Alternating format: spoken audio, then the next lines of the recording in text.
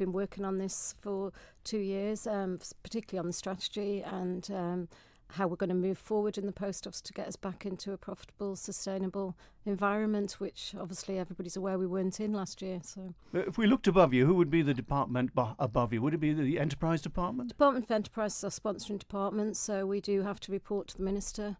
And obviously anything the Post Office wishes to take before Komen, it's the sponsoring department minister that does that for us. So did Mr Skelly say, Julie, it's all yours, or did he say, no, I'd like to have a look at that and make 1 or 2 recommendations? We've worked collaboratively. There's obviously we put suggestions forward. We've met numerous times with the department, and we've done presentations to members. And obviously, these documents, when you say it's a 5-year strategy, they are moving documents really, because they're a snapshot in time, and you keep moving and improving documents.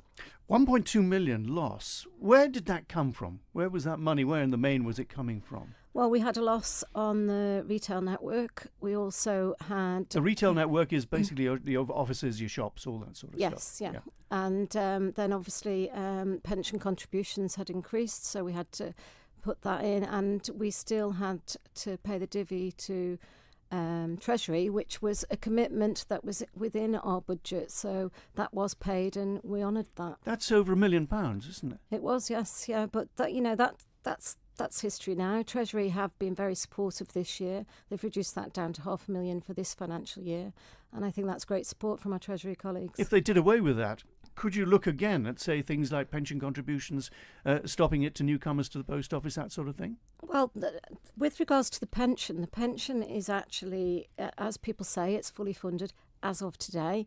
However, with regards to future projections from the actuarial and the latest actuarial report, it's highlighted that we as a board have to look at that and make changes to it. That's assuming the Post Office continues as it is, but if you turn the Post Office operation around and start making a bit of money, then presumably you'll be in a better position, and this would not be the situation. It's not actually about that, John. It's with regards to the pensions and the assumptions. The actuarial report shows that by 2021, the Post Office will have to make contributions of 25%, which is not affordable to the business. So it's not just about what any of the other profits around the business. It's about what the company can actually afford going forward. Just looking at the deliveries, going from 6 days to 5 days, dropping the Saturday, except for important mail, is that right? The stuff that needs to get through on a Saturday, you're saying will get through on a Saturday?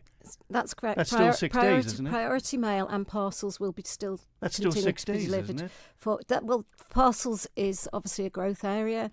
And that's what we're prioritising, and it's no different to any of the other jurisdictions. Jersey and Guernsey, they've gone down to 5 days. Parcels is the area, isn't it? I mean, that's something that was highlighted by the unions. If you start developing that and pick up a lot of that business, which is going elsewhere, even to private concerns, it would be very helpful.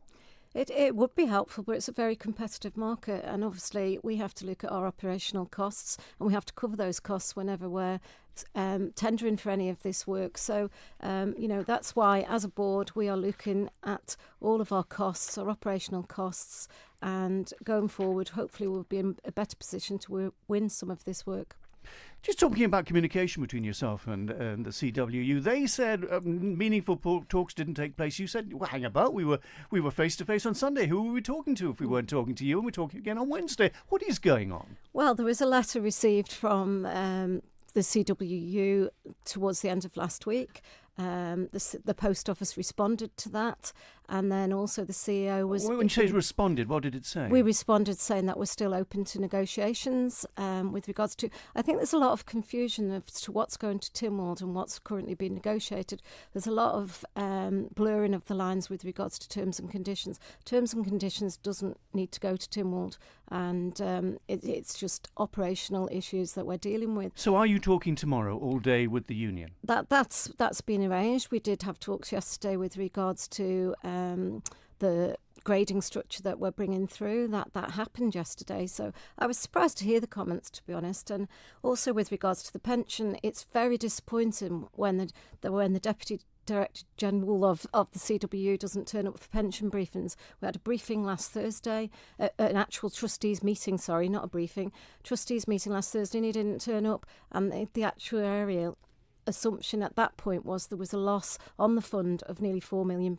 a 3-month period. So it would be helpful, and that wasn't the only meeting, it was the one prior to that he hadn't turned up to as well. So I think it's important that we put our message out there to that we have been in discussions on pensions for 18 months.